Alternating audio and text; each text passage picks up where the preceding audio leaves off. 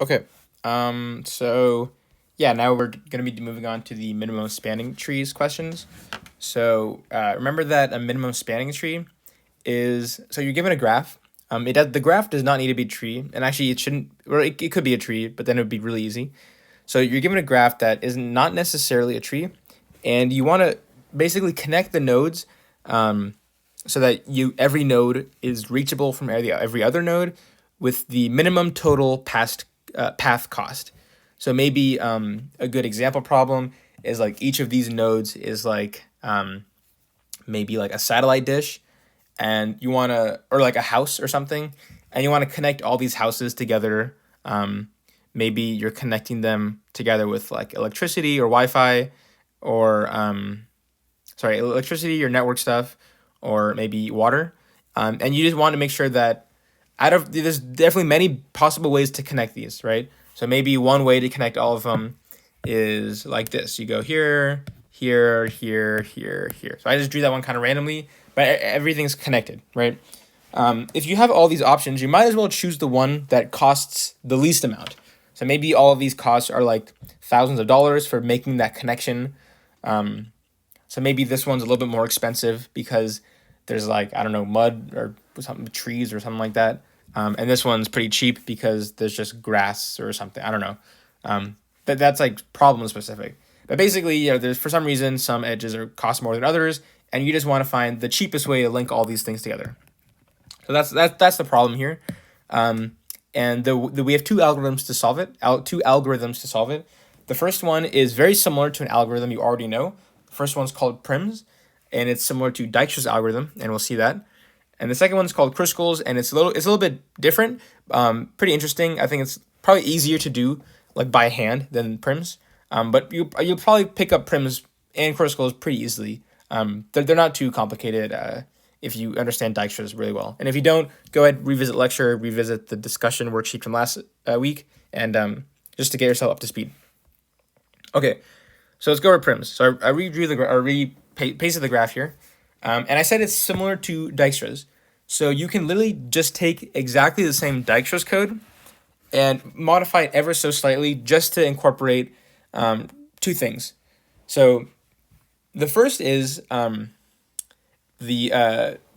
figure out what edges are in the MST. So what defines the MST is a set of edges, not the nodes, because we know that every node is going to be in the MST. That's obvious, right? Because it's a spanning tree, so it needs to include every node. The difficult, or the interesting part is what edges do you choose? So like for example, like not just saying, okay, A is going to be in the tree, C is going to be the tree, E, and so on. We know those are going to be in the tree. We want to know what edges connect those things. So what connects A and C? Is it this edge, or is it like maybe this path from A to B to C? And we'll see that soon. So we need some way to keep track of the edges. So you can just use the edge 2 array that you used from Dijkstra's. That will work just as well here. And the fringe is going to be mostly the same. So let's just write that the two data fringe, PQ fringe, as well as edge 2. So there's no dis2 here, and that's because the fringe. So the fringe in Dijkstra's, the value is the minimum distance from the starting node to that node. So for example, D, at some point what it should be, the minimum distance from the start node to D is, in this case with Prim's, you also have start node, so it's A in this case. All right, it says pick A as the initial node. So if we were doing Dijkstra's from A, then the fringe value of D would be, what should it be? 3, I think, right? Because you take this edge and then that edge. Or you could also do this and then that. It'd still be 3 either way. Okay, so it would be 3 in that case. But in Prim's algorithm, it's not from the start node to that node. It's from the current minimum spanning tree to that node. So we'll see what that means as we proceed in the algorithm, but it's pretty simple. It's just a very, very slight modification of Dijkstra's. You're basically just dropping one term that doesn't matter for the tree. So, okay, let's write the fringe and let's write the edge 2. So we have nodes A through F.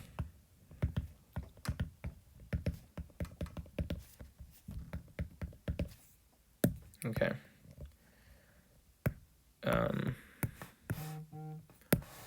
All right, and by default, the distance should be infinity for all of them except for A, because we start from A. So A, you can think of A is already in the tree.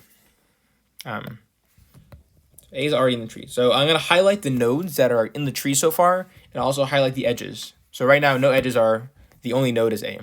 And A is only highlighted because that's our initial node. Actually, so, yeah, edge 2 is not, actually, no, we'll leave it like that. Yeah, actually, this should be fine. So I haven't written anything here, but let's just pretend if it's blank, it just says null. So it'll just make it cleaner. Okay, and let's also have a cur and neighbor. All right, so let's pop from the fringe. The smallest thing that's popped off, it's A. A has 2 neighbors, and yeah. Let's also have a set. Actually, I won't write, but you'd also have an additional data structure for like what nodes are in the tree, and initially, right, only A's in the tree, and you need that because you don't want to add cycles in your MST. So yeah. Right. We'll, instead of writing that data structure, we'll just reference the highlighted nodes in the graph. So A has 2 neighbors, and none of them are in the tree. So they're both fair game to update. So it doesn't matter what order we go in here. So let's just look at the B neighbor first. So in Dijkstra's, the comparison was dist2 of cur plus weight from cur to neighbor. And we only updated if that was less than the dist2 of neighbor. In here, we don't care at all, right? We don't care about the distance from the start to that node. We care the distance from the tree to that node. So, and there's no dist2 here, so I'm just going to replace these two with, we can say like fringe, because it's the value in the fringe. So the fringe of cur plus, or actually, sorry, not even that in this case, because the current is part of the tree, right? So we don't, we're not going to add that because A is part of the tree, so we don't care the distance to A. We only care about the distance from B, which is the neighbor, to the tree, and A is in the tree, right? So we're considering, okay, maybe we should add the edge AB. That's basically what we're considering. Do we need to add the edge AB? And we're going to compare that to our previous best distance from the tree, which is what fringe of neighbor will be. And in this case, it's just infinity, right? Because we don't know it yet. So we put a default value infinity there. And because weight of A to B, which is 2, is less than infinity, we're going to go ahead and update that. So the update happens, here. So B, edge 2 of B is A, because edge 2 will be cur. That's how you update it, just like in Dijkstra's. And the fringe gets updated to just be the weight, not the weight plus the dist2. The weight was 2. And B's not added, so you're not added to the MST until you get popped from the queue. So B's not added yet, it just got updated in the fringe. All right, so now let's look at the other neighbor of A, which is C. And the same thing happens because the fringe of neighbor is infinity, and the weight is 1 in this case. So 1's less than infinity. So we update that.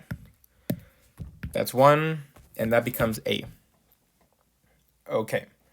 Now we're done with A. So we're gonna pop from the priority queue, and C comes out because it's got the smallest value, and so now we kind of cement C in there. So C's been added to the MST. And I'm going to go ahead and highlight this edge. Because C's been added, we're going to go to its edge too. And whatever that edge is, that's the one that is in that one also gets added to the MST. So in this case, C to A. Okay, so now we have 2 nodes in our MST, and we have one edge connecting those 2 nodes. Okay, now let's go over the neighbors. So note that C has 3 neighbors. It has A, B, and E. But A is already in the MST. So we're not going to add this edge AC again. So we just don't even consider it as a neighbor. We kind of skip over it. So you can think of if you do some sort of for loop over the neighbors, you just have a quick if condition inside that loop saying, okay, if the neighbor is not in my MST tree set, or not tree set, like not like this, you'd probably use a hash set. It'd be faster. I mean, like the MST set, because I guess the T stands for tree. Anyways, let's go first neighbor. Let's just do B. It doesn't matter. And we're checking, right? In this case, fringe of neighbor is not infinity. It's something, it's 2, right? Because fringe of B is 2. So we're going to compare 2 with the weight from Kerr to neighbor. So the weight from C to B, which is also 2. And here we could decide to update B to say, like here, we could decide to update this to be C. But we can also just leave it A. So I'm just gonna leave it A. But if you want to, you could change it to C, and that kind of gives you, and that should answer the question: is the MST unique? In this case, it's not unique. We'll talk about later what condition you need for the MST to be unique, but in this case, we know it's not unique because we could have done this edge or this edge, right? We could have decided which one of those two to add. So we're just gonna leave it at A, and yeah, move on to the next neighbor of C. So just to recap, we didn't update anything at all here. Okay. The next one's E, and E hasn't been visited before, so it's gonna get updated. This now becomes the weight from C to E, which is 3, and we're gonna put this to C. All right, and that's it. So pop from the Q, and out comes B. Okay, let's go ahead and add that.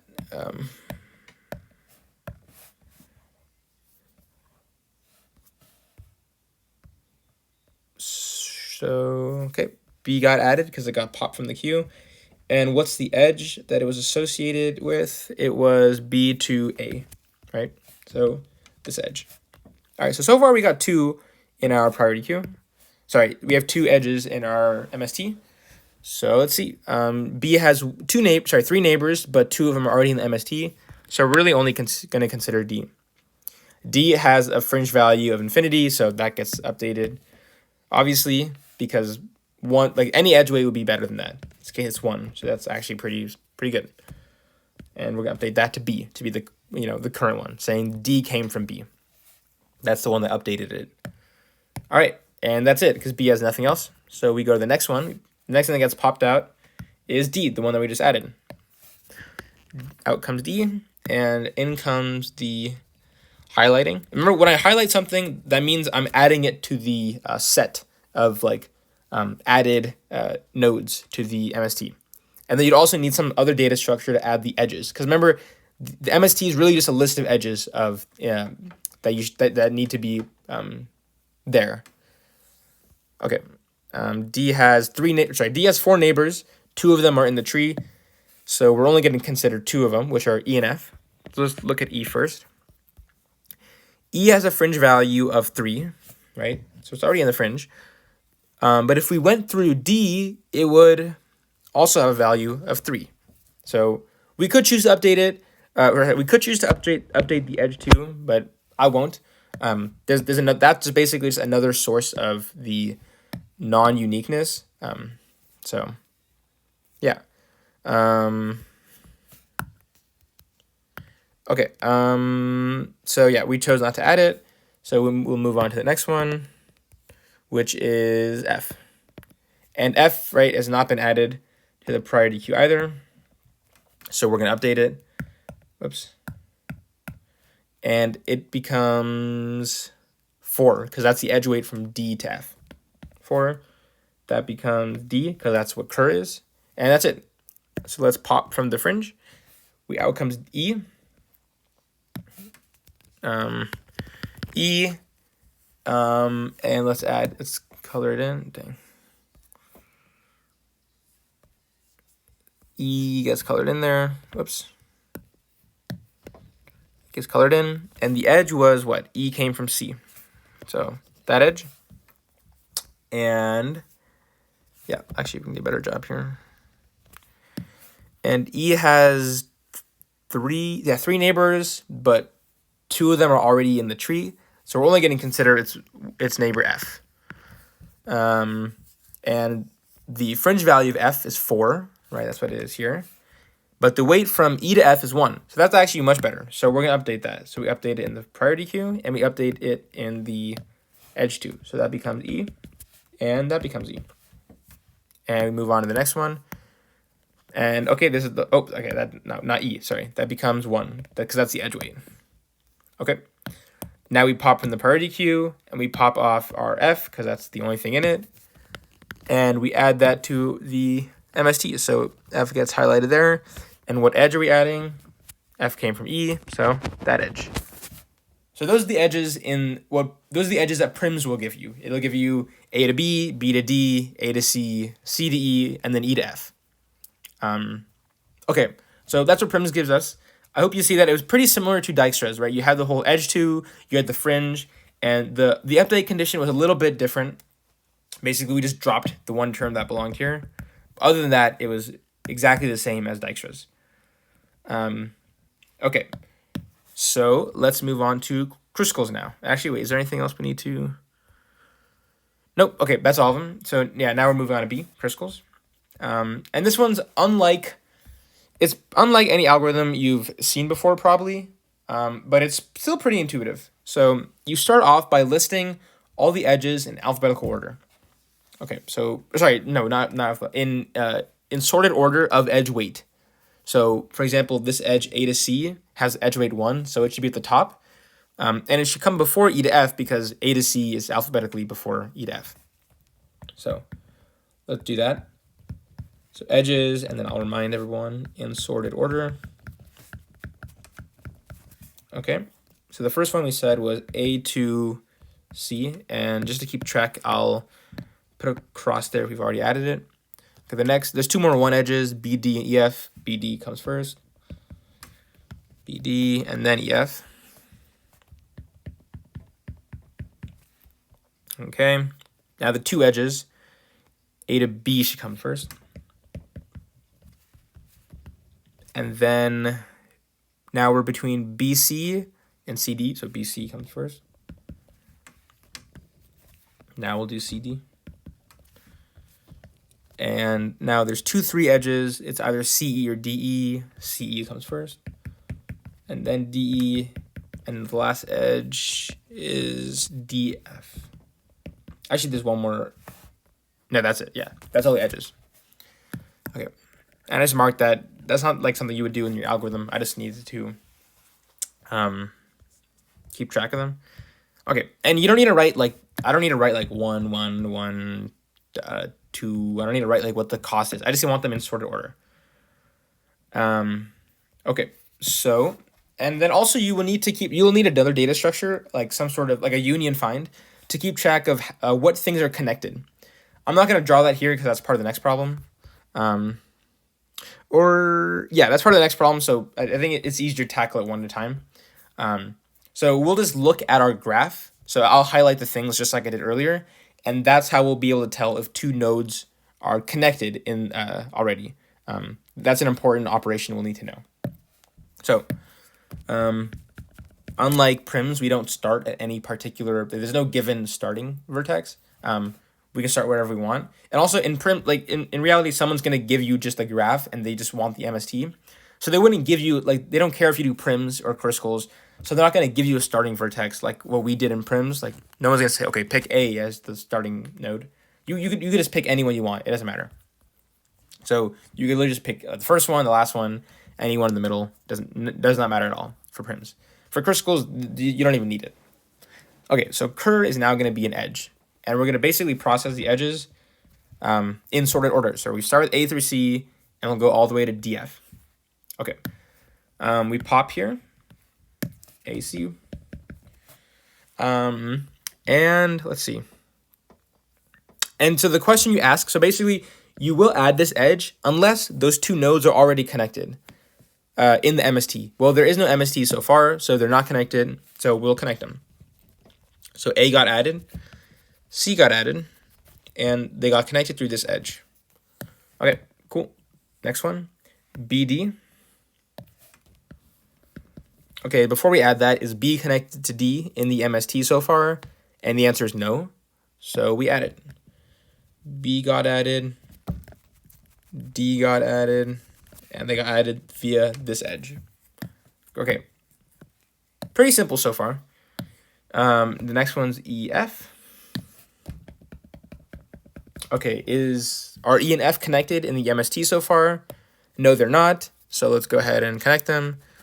E gets added, F gets added, and they're connected via that edge. Okay, now we pop AB, and we ask, okay, are A and B already connected? And the answer is no, they're not connected. So we add that edge. And that's it. Okay, next one is BC. I'm gonna erase that. Okay, are B and C connected? So they're not connected directly, but they are connected via A, right? A is connected to B is connected to A, and A is connected to C. Therefore, B is connected to C. So they actually are connected. So we're not going to add that edge from B to C. Because if we did, we would have a cycle, right? If I add this edge, now I have a cycle, ABC. And then that should not exist in a tree. So we ignore that. Okay, just go on to the next edge, CD. Are C and D connected? And they are connected, right? In this sort of like here to here to here. So that connects C through D. So we don't add that edge. And we just move on to the next one. Next one is CE. Okay, are C and E connected? No, because you basically have like two kind of islands here, right? This one here, and then this one here. So they're not connected. So we can connect them. Okay, I shouldn't have drawn that.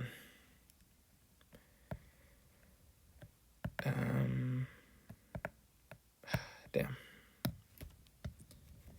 Okay, so they're not connected, so we add the edge CE. And now we've added, so what you could do is you could keep going through these, or you can keep a counter of how many edges you've added. So right now we've added 1, 2, 3, 4, 5 edges. Right, 5 edges. And we know that if there are 6 nodes in the graph, any tree will have 6 minus 1 equals 5 edges in a tree. So we could just have a counter of how many edges we've added after we've added n minus 1, where n is the number of nodes. We just stop because we know we're not going to add anything else, because if there are n nodes and n minus 1 edges, then it's and it's a connected graph, then we know it's a tree, and so we don't need to add anything else. So after CE gets added, we don't need to look at these two at all. And so we're done. That's our MST that we get. And it should be the same as for this particular problem and going through the same tie-breaking scheme, we get the same MST, right? If you look, they're the same edges that got picked. In a different order, but that doesn't matter. So we can answer this question. Blah, blah, blah. Do crystals, will prims and crystals always return the same MST? And the answer is actually no. So, I mean, it's not really like a it's not really like a plain answer, like why. But I would just say it depends on, first of all, it depends on your tie-breaking scheme.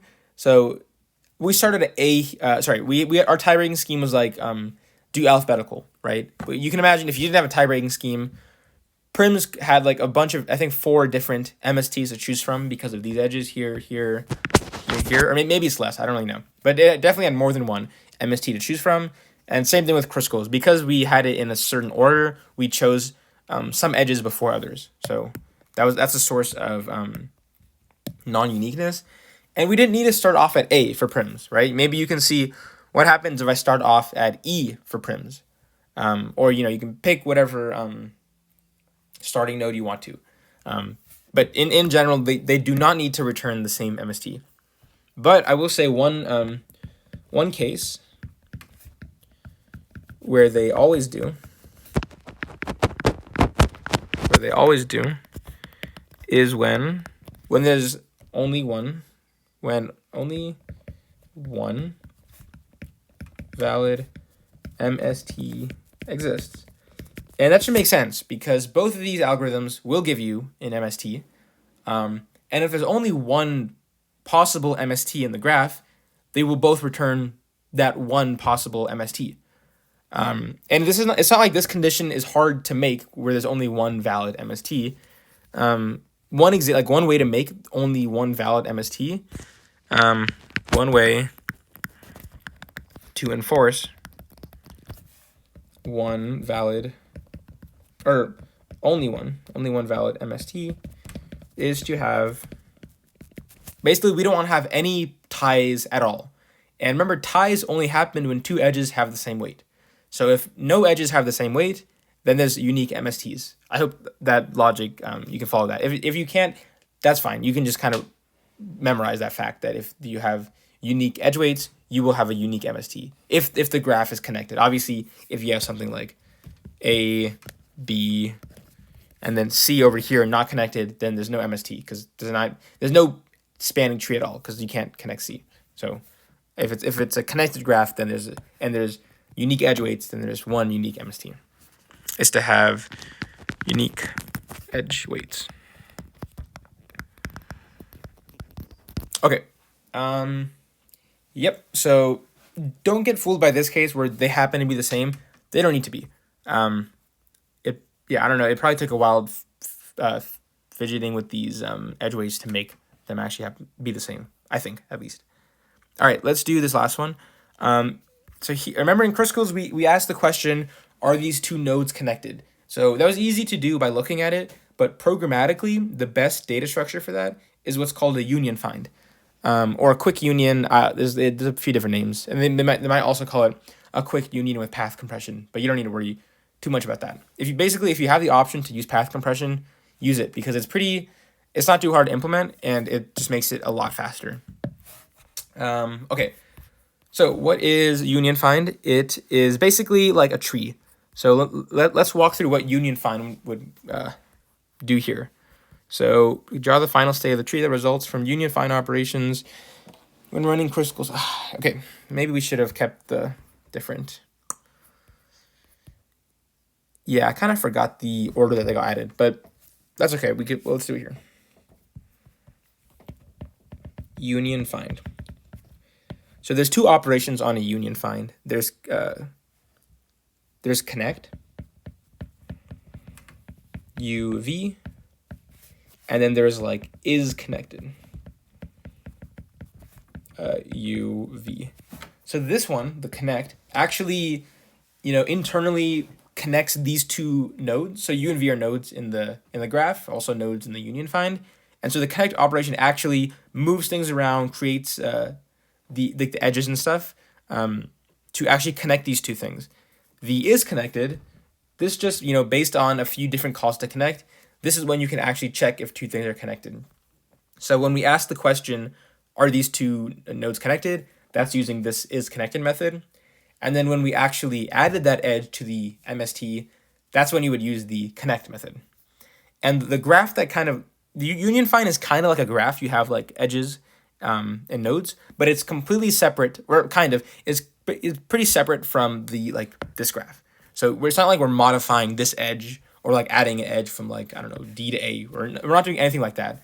We're just using the same node names, like A through F, but we're having they exist separately. So it's a different graph, but we're just using the same names to correspond to these things. Okay, so initially in Kruskal's, everything's unconnected, right? Because nothing's connected in the MST because there's an MST so far. So that's represented as you can call it like a forest. Basically, each one of these is like a tree, right? Because it's a n minus. If there's n nodes, so if there's n equals 1 node, then a tree would have n minus 1 edges, which is 0. So 0 edges, 1 node. So that's a tree. So it's like a forest, right? And if two things are connected, then there's an edge between them. Initially, nothing is connected. Okay, so first I believe A and C are connected, right? Because I hope this is the right order, but A and C are the first ones to get connected. So let's connect them. In here, we'll do this. A through C. So actually, yeah, union find. I'm gonna do weighted quick union, and I'll show you where the weighted part comes into play. Okay, so we connect these two things, and A and C both have just one thing in them, right? Like the trees they represent only had one thing. Like A was by itself, C was by itself. So it doesn't matter if we put A on top of C or C on top of A. It's like the same height. Because the thing you want to minimize in union find is this height here. If you have a big height, then or sorry, you want to minimize the number of nodes at like larger heights, because then when you do a find operation, you'll have to like kind of bounce down, right? And that might take a while. Okay, so we connected A and C. Okay, the next thing I think that gets connected is B and D. So same kind of story. We just literally just go like this. Okay, pretty easy. The next thing that gets connected is E and F. That's also pretty easy. E, F. Okay, so we have this so far. So now I hope that you realize that we can, just based on this, let's do some is connected calls. So is B and D connected? Yes, because that's the edge we added. Is A and B connected? No, because remember, so far these are the only things we've added. These are the only edges we've added. So A and B are not connected, right? You can't take blue highlighted edges to get from A to B. Okay, the next edge you add is AB. So we ask the question, is AB connected? And we just answered that no. So we're going to connect them. So there's two ways to connect them here. We can either connect A, we can either go like that, like so A, B is like underneath A. Actually, yeah, then maybe kind of looks the same. Let me do this. We can either like put B underneath A like here, or we can put A underneath B. So either this or this, where B is the child of A. And it doesn't really make a difference here because both of them will, like the heights will be the same. Like they're both have the same number of nodes at lower heights. So the weighted part is whichever one, like when we're deciding between A and B, whichever one to connect, whichever one has more nodes, that will go on top. That will be like the parent. And they're both the same here, right? 2 and 2. So it doesn't matter. So I'm just going to put A underneath B. And if you use union find, if you use weighted quick union with path compression, which I'm not going to go over here, then there would be some extra stuff where you can kind of flatten the paths here, so to make it even lower height. But I'm not going to do that here. So we have this after we connect A and B. Okay, let's add that edge. The next thing that I think gets added is B. Okay, so now the next edge that's considered is BC. So we're going to ask, is B connected to C? And the way the is connected method works, I mean, we can obviously check here that they are connected, like here. But what the is connected method does, it will return basically that the parent of U is equal to the parent of V. So remember, we're checking is connected, BC, yeah, BC. So the parent of U, which is B, is A, right? Because A is on top. And the parent of C is also A. Because those two parents are the same, that means they're connected. And note that the parent of D is also A. So the parent is go as much as you can until you reach a node with no parent. So the parent of D is not B. It's A. So it's as much as you can go. Okay. Whoops. So they have, B and C have the same parent, which is A. So they are connected. So we don't add it in the tree. Okay, the next one we look at is CD.